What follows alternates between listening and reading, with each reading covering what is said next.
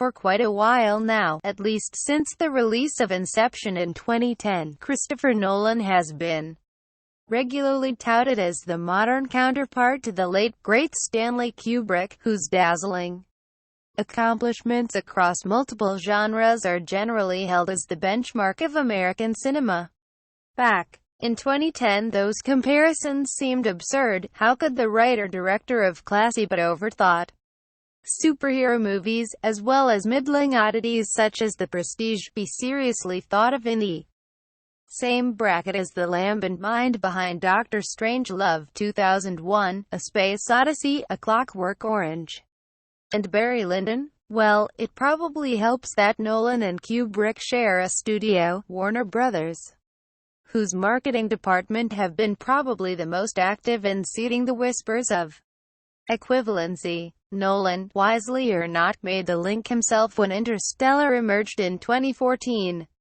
Comparing his film to Kubrick's 2001, the obvious conclusion is that Nolan's work, while not exactly trivial, has never measured up to Kubrick's direct embrace of the big ideas: war, love, sex, social breakdown, human consciousness. That's not to say Nolan hasn't aimed high in his big films.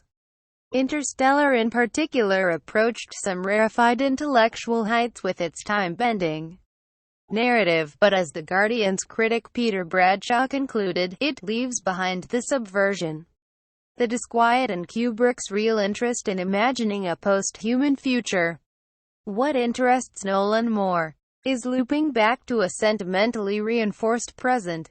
But with Dunkirk, Nolan may at last be able to walk the Kubrick walk. Most obviously because as a high-impact, morally scrupulous war film, Dunkirk bears direct comparison to Paths of Glory, Kubrick's diamond-hard fable of outrage from 1957. Having made his name with time-shuffling racehorse heist thriller The Killing, which, although not a commercial success on its release, had accrued considerable critical acclaim, Kubrick lost no time in leaving behind the B-movie pulp world and heading toward the impassioned, dramatic theater of the First World War. Paths of Glory is about something very big indeed.